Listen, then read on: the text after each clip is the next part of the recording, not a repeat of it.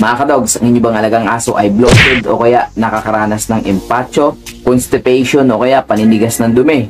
Mayroon akong ibabahagi sa inyo na napakasimpleng home remedy lang mga kadogs. Hindi kayo gagastos ng malaki. Basta agapan nyo lang agad mga kadogs. Maganda lamang ng 200 ml na gata o kaya langis ng niyog. Siyempre dapat yung gata yung mismong fresh, yung mismong kayo ang nagpiga.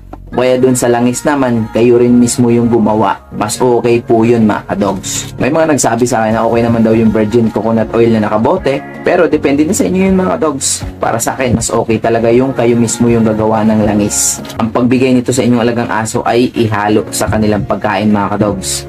Gawin ito ng 2 beses sa isang araw.